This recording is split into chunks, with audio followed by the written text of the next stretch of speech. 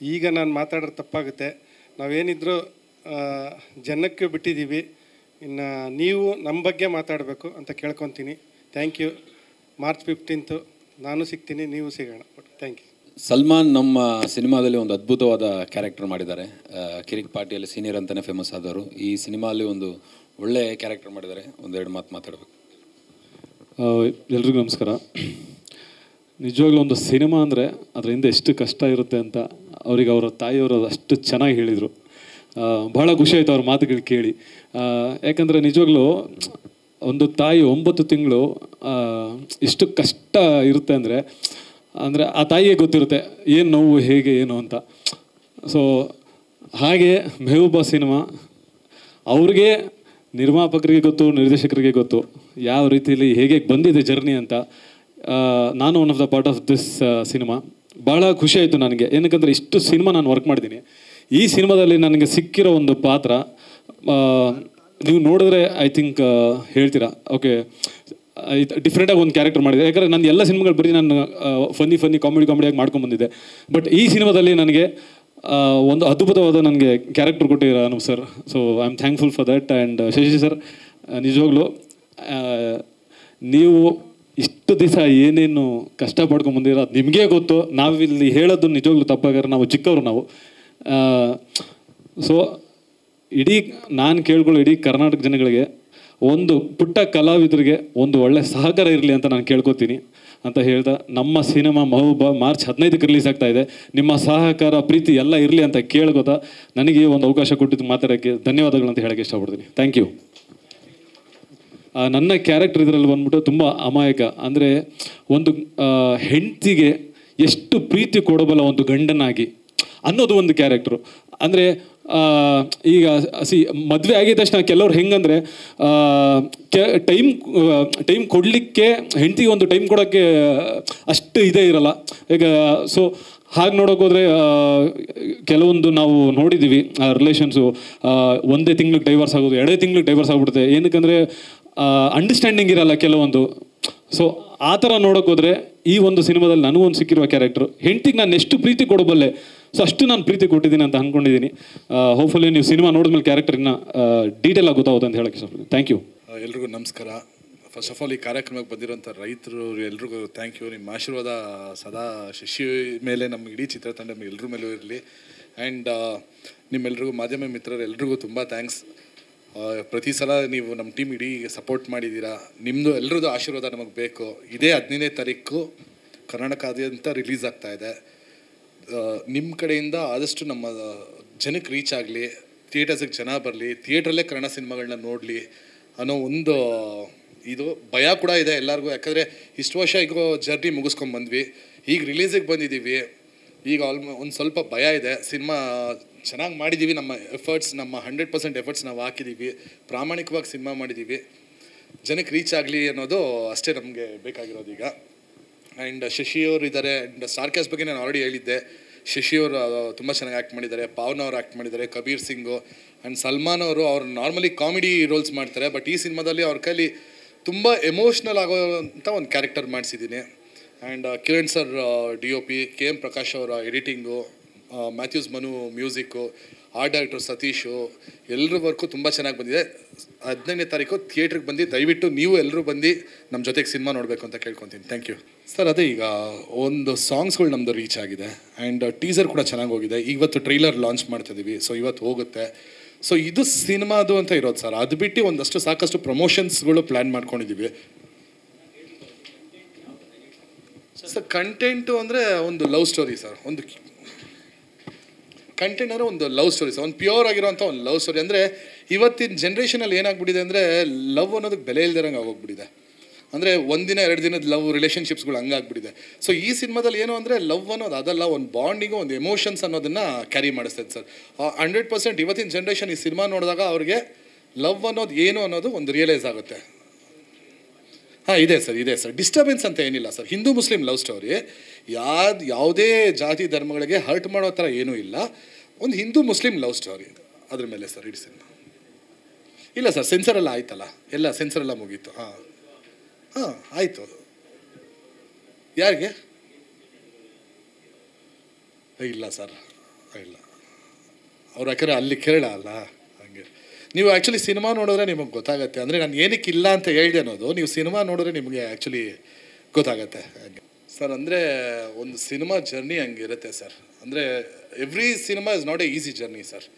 ಆ ಥರ ಯಾಕಂದರೆ ಅಂದರೆ ಬಟ್ ಏನು ಅಂದರೆ ಒಂದು ನಮಗೆ ಕೋವಿಡ್ ನಾವು ಸ್ಟಾರ್ಟ್ ಮಾಡ್ತಾರಂಗೆ ನಮಗೆ ಕೋವಿಡ್ ಬಂದು 2 years ಹೊಟ್ಟೋಯ್ತು. ಅದಾದಮೇಲೆ ಏನಾಯ್ತು ಅಂದರೆ ನಮ್ಮಲ್ಲಿ ಸ್ಟಾರ್ ಕ್ಯಾಸ್ಟ್ ತುಂಬ ಹೆವಿ ಇದೆ ಆ್ಯಂಡ್ ಸ್ವಲ್ಪ ಸೀನಿಯರ್ ಆ್ಯಕ್ಟರ್ಸ್ ಎಲ್ಲ ಇದ್ದಾರೆ. ಸೊ ಅವ್ರದ್ದೆಲ್ಲ ಕೇರು ಕನ್ಸರ್ನ್ ಎಲ್ಲ ಇಟ್ಕೊಂಡು ಎಲ್ಲ ನಾರ್ಮಲಿಗೆ ಬರಲಿ ಆಮೇಲೆ ಮಾಡೋಣ ಅನ್ನೋ ಥರ ಒಂದು ಆ ಪ್ಲ್ಯಾನಿಂಗಲ್ಲಿ ಹೋದ್ವಿ ಸರ್. ಆ್ಯಂಡ್ ಶೂಟ್ ಮುಗ್ದಾದ್ಮೇಲೆ ಕಂಪ್ಲೀಟಾಗಿ ಪೋಸ್ಟ್ ಪ್ರೊಡಕ್ಷನಲ್ಲಿ ಎಸ್ಪೆಷಲಿ RR ಕಂಪೋಸ್ ಮಾಡಬೇಕಾದ್ರೆ ಆಗಲಿ, DTS ಮಾಡಬೇಕಾದ್ರೆ ಆಗಲಿ, DA ಮಾಡಬೇಕಾದ್ರೆ ಟೈಮ್ ತೊಗೊಂಡು ನಿಧಾನವಾಗಿ ಎಲ್ಲ ಮಾಡ್ಕೊಂಡಿದ್ದೀವಿ ಸರ್.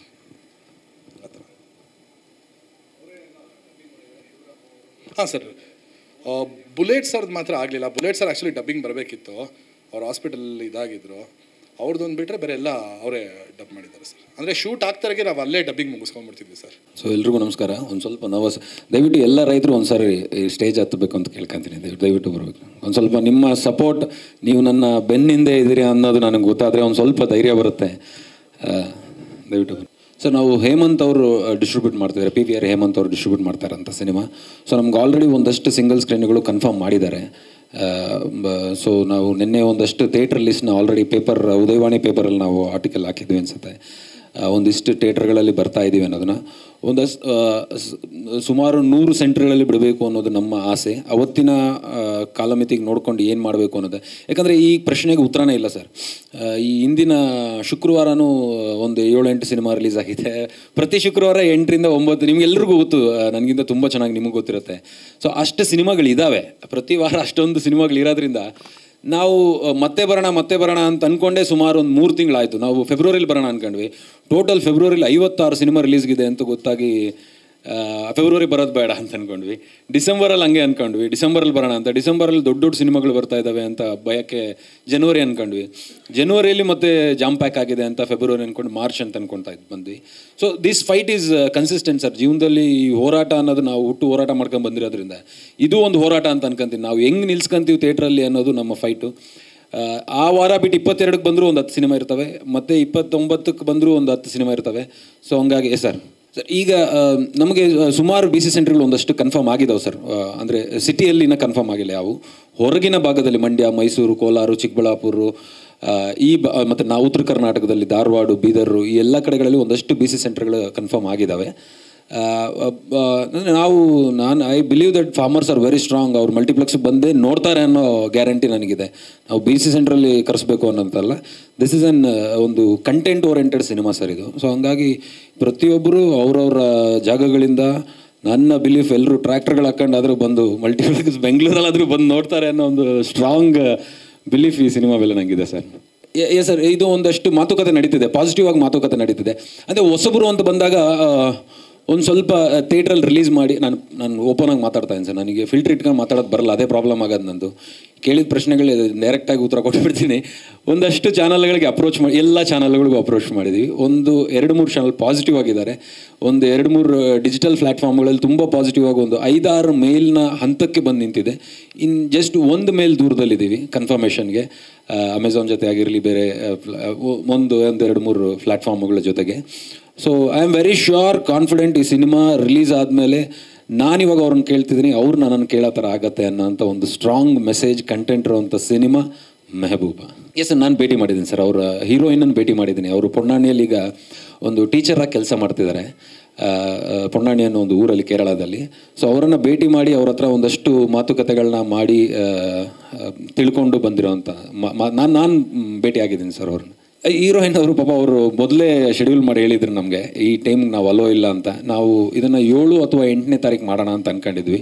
ಸೊ ಅವರು 7ನೇ ತಾರೀಕು ಕಾಶ್ಮೀರ್ ಶೂಟ್ ಇದೆ ಅಂತೆಲ್ಲ ಹೋಗಿದ್ದಾರೆ ಪಾಪ ಅವರು.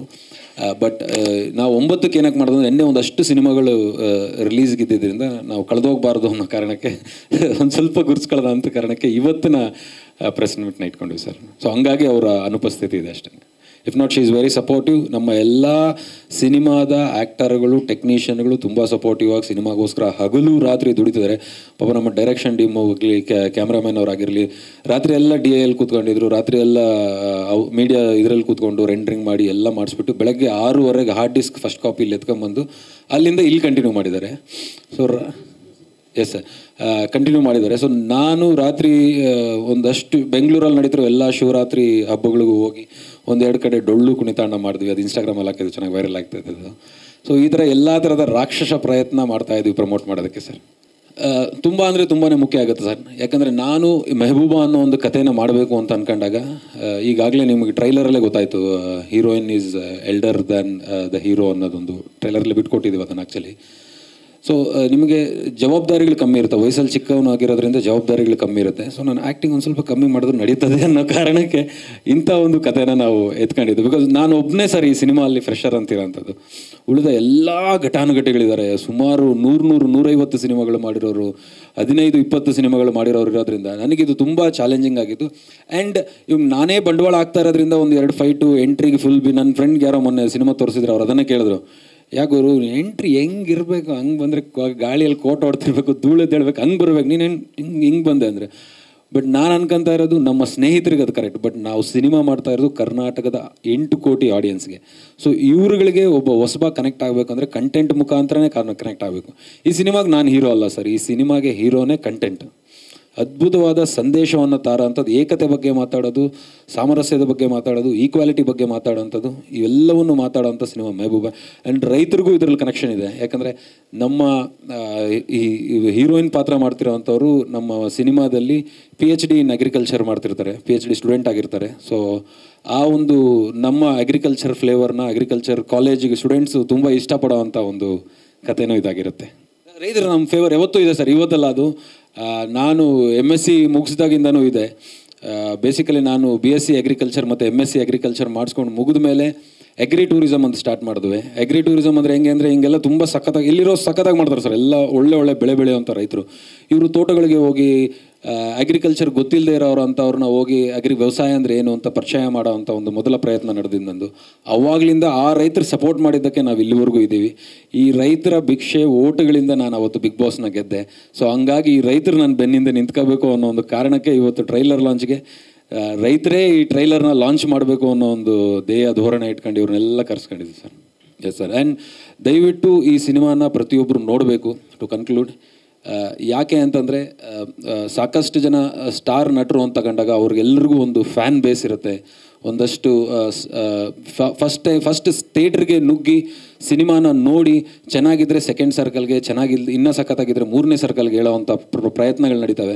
ಬಟ್ ನನ್ನಂತ ಅವನಿಗೆ ನೀವುಗಳೆಲ್ಲ ರೈತ ಸಮುದಾಯದಿಂದ ಬಂದವರು ಅಥವಾ ಬಿಗ್ ಬಾಸ್ನ ನೋಡಿ ವೋಟ್ ಹಾಕಿದಂಥವ್ರು, ಇಷ್ಟಪಟ್ಟವರು, ಬಿಗ್ ಬಾಸಲ್ಲಿ ನನ್ನನ್ನು ವೋಟ್ ಆಗಬೇಕು ಅಂದ್ಕೊಂಡು ಆಗದೇ ಇದ್ದಂಥವ್ರು, ಅಥವಾ ನಮ್ಮ ಅಗ್ರಿಕಲ್ಚರ್ ಕಾಲೇಜಲ್ಲಿ ಓದಿರೋಂಥವ್ರು, ಅಥವಾ ನನ್ನ ಫ್ಯಾಮಿಲಿ ಅಥವಾ ನನ್ನ ಫ್ರೆಂಡ್ ಸರ್ಕಲ್ಗಳು ಯಾರ್ಯಾರಿದ್ರು, ನೀವುಗಳೇ ನನ್ನ ಸಿನಿಮಾದ ಫಸ್ಟ್ ಸರ್ಕಲ್ ಆಗ್ತೀರಾ. ನೀವುಗಳು ಹೋಗಿ ಸಿನಿಮಾ ಚೆನ್ನಾಗಿದೆ ಅಂದರೆ ಸೆಕೆಂಡ್ ಸರ್ಕಲ್, ಥರ್ಡ್ ಸರ್ಕಲ್ ಆಗುತ್ತೆ. ಸಿನಿಮಾ ಎಷ್ಟೇ ಅಬ್ಬರವಾದ ಪ್ರಚಾರ ಮಾಡಿದ್ರು, ಏನೇ ಪ್ರಾಣ ಕೊಟ್ಟು ಪ್ರಚಾರ ಮಾಡಿದ್ರು, ಸಿನಿಮಾ ಗೆಲ್ಲೋದು ವರ್ಡ್ ಆಫ್ ಮೌತಿಂದ ಮಾತ್ರ. ಸಿನಿಮಾ ಚೆನ್ನಾಗಿದೆ ಅಂತ ಇನ್ನೊಬ್ರಿಗೆ ಹೇಳಿದ್ರೆ, ನಾವು ಅಥವಾ ಯಾವುದೋ ಒಂದು ರಿವ್ಯೂ ಮುಖಾಂತರ ಹೇಳಿದ್ರು ಜನರು ಅದನ್ನು ಎಷ್ಟು ಮಟ್ಟಿಗೆ ತಗೊಂತಾರ ಗೊತ್ತಿಲ್ಲ. ಬಟ್ ಒಬ್ಬ ಸ್ನೇಹಿತ ಹೇಳ್ದೆ ಅಂದರೆ ಸಿನಿಮಾ ಸಖತ್ತಾಗಿದೆ ಗುರು ಹೋಗು ಅಂತ, ಅವರು ಪ್ರತಿಯೊಬ್ಬರು ಖಂಡಿತವಾಗ್ಲೂ ಸಿನಿಮಾನ ನೋಡ್ತಾರೆ. ಸೊ ಹಂಗಾಗಿ ನನ್ನ ಸ್ನೇಹಿತರು, ನಮ್ಮ ಅಗ್ರಿ ಗ್ರ್ಯಾಜುಯೇಟ್ಗಳು ಅಥವಾ ಬಿಗ್ ಬಾಸಲ್ಲಿ ನೋಡಿರೋವಂಥವ್ರು, ಅಥವಾ ನೀವುಗಳು ನನ್ನ ಫಸ್ಟ್ ಸರ್ಕಲ್ ಆಗಿರ್ತೀರ. ನಾನು ವ್ಯವಸಾಯದ ಬಗ್ಗೆ ಸಾಕಷ್ಟು ವೀಡಿಯೋಗಳನ್ನ ಹಂಚ್ಕೊಂಡಿದ್ದೀನಿ. ಆ ವೀಡಿಯೋಗಳು ನಿಮ್ಗೆ ಇಷ್ಟ ಆಗಿದ್ದರೆ ಅಥವಾ ಯಾವತ್ತಾದರೂ ನನ್ನನ್ನು ನೋಡಿದರೆ, ನನಗೆ ಎಲ್ಲೋ ಒಂದು ಪಾಯಿಂಟಲ್ಲಿ ನನ್ನ ಕಾಮನ್ ಮ್ಯಾನ್ ಒಬ್ಬ ಇಲ್ಲಿವರೆಗೂ ಬರ್ತಾನೆ ಅನ್ನೋ ಒಂದು ಪಾಯಿಂಟಲ್ಲಿ ತಾವುಗಳೆಲ್ಲ ಕನೆಕ್ಟ್ ಆಗಿದ್ರೆ, ಈ ಕನೆಕ್ಟ್ ಆದ ನೀವುಗಳು ನನ್ನ ಫಸ್ಟ್ ಸರ್ಕಲ್. ದಯವಿಟ್ಟು ತಾವುಗಳು ಈ ಸಿನಿಮಾನ ನೋಡಬೇಕು, ದೊಡ್ಡ ಹಿಟ್ ಮಾಡಿ ಅಂತ ನಾನು ಕೇಳ್ಕೊಂತಿಲ್ಲ, ಅಬ್ಬರವಾದ ಓಪನಿಂಗ್ ಬೇಕು ಅಂತ ನಾನು ಕೇಳ್ಕೊಂತಿಲ್ಲ. ಒಂದು ಸಣ್ಣ ಜಾಗ ಕೊಡಿ ನಿಮ್ಮ ಮನಸ್ಸುಗಳಲ್ಲಿ, ತುಂಬ ಸಣ್ಣ ಜಾಗ ಸಾಕು. ಆ ಸಣ್ಣ ಜಾಗ ನೀವು ನೋಡಿದ ಮೇಲೆ ಸಿನಿಮಾ ನಿಮ್ಗೆ ಇಷ್ಟ ಆಗಿ ತುಂಬ ದೊಡ್ಡ ಮಟ್ಟಕ್ಕೆ ಸಿನಿಮಾ ತಲುಪತ್ತೆ ಅನ್ನೋ ಒಂದು ಪ್ರಾಮಾಣಿಕವಾಗಿ ನಾನು ಇದನ್ನು ನಂಬಿದ್ದೀನಿ. ಸೊ ನಿಮಗೆಲ್ಲರ ಹಾರೈಕೆಗಳು ಬೇಕು. ಬಡವ್ರ ಮಕ್ಕಳು ಬೆಳಿಬೇಕು ಅಂತಾರೆ. ಒಬ್ಬ ರೈತನಾಗಿ ನಾನು ನಿಮ್ಮಲ್ಲಿ ಕಳಕಳಿಯಿಂದ ಕೇಳ್ಕೊತಾ ಇದ್ದೀನಿ, ದಯವಿಟ್ಟು ಈ ಸಿನಿಮಾಗೆ ನಿಮ್ಮೆಲ್ಲರ ಸಪೋರ್ಟು ಬೇಕು ಬೇಕು ಬೇಕು. ನಿಮ್ಮಿಂದ ನೀವುಗಳು ಈ ಸಿನಿಮಾನ ನೋಡಬೇಕು. ನಿಮ್ಮ ಫಸ್ಟ್ ಸರ್ಕಲ್ ಆದ ನೀವುಗಳು ನೋಡಿ 2ನೇ ಸರ್ಕಲ್ನ ಕರೆಸಬೇಕು ಅಂತ ಪ್ರಾಮಾಣಿಕವಾಗಿ ಕೇಳ್ಕೊತೀನಿ. Thank you sir. ಎಲ್ಲರೂ ಬಂದಿದ್ದಕ್ಕೆ ತುಂಬ ಧನ್ಯವಾದ. ಒಂದು ವಿಚಾರನೆ ಹಂಚ್ಕೋಬೇಕು. ಈ ಸಿನಿಮಾನ ಯಾಕೆ ಈ ರೈತರ ಸಮ್ಮುಖದಲ್ಲಿ ರಿಲೀಸ್ ಮಾಡೋದಂತೆ, ನಮ್ಮ ಸಿನಿಮಾದ ಒಂದಷ್ಟು ಪ್ರೊಡ್ಯೂಸರ್ ಶೇರ್ ಅಂತ ಏನು ಬರುತ್ತೆ, ಆ ಒಂದಷ್ಟು ಭಾಗವನ್ನು ನಾವು ರೈತ ಸಮುದಾಯಕ್ಕೆ ಉಪಯೋಗಿಸ್ಕೊತೀವಿ. ನಮ್ಮ ಪ್ರೊಡ್ಯೂಸರ್ ಶೇರ್ನಲ್ಲಿ ಒಂದು 5% ನಾವು ಪ್ರತಿಯೊಬ್ಬ ರೈತ ಸಂಘಕ್ಕೆ ರೈತರ ಒಳ್ಳೆ ಕಾರ್ಯಗಳಿಗೋಸ್ಕರ ಇದು ಖರ್ಚು ಮಾಡ್ಕೊತೀವಿ ಅಂತ ನಿಮ್ಮೆಲ್ಲ ರೈತರಿಗೆ ಪ್ರಾಮಾಣಿಕವಾಗಿ ನಾನು ಹೇಳ್ತಾ ಇದ್ದೀನಿ. ದಯವಿಟ್ಟು ನಿಮ್ಮೆಲ್ಲರ ಸಪೋರ್ಟ್ ತುಂಬ ಅಂದರೆ ತುಂಬ ಮುಖ್ಯ ಆಗತ್ತೆ. ಅಂದರೆ ನಾನು ಲಾಭ ಬಂದರೆ ಮಾಡ್ತೀನಿ ಅಂತ ಹೇಳ್ತಿಲ್ಲ. ನಮ್ಮ ಪ್ರತಿಯೊಂದು ಪ್ರೊಡ್ಯೂಸರ್ ಶೇರ್ ಏನು ಬರುತ್ತೆ, ನಮ್ಮ ಭಾಗದ ಪ್ರಾಫಿಟ್ ಏನು ಬರುತ್ತೆ, ಅದರಲ್ಲಿ ಒಂದು 5% ಅಷ್ಟು ನಾವು ರೈತರುಗಳಿಗೆ ಕೊಡ್ತೀವಿ ಅಂತ ನಾನು ಕೇಳ್ಕೊತಾ ಇದ್ದೀನಿ. ಥ್ಯಾಂಕ್ಸ್.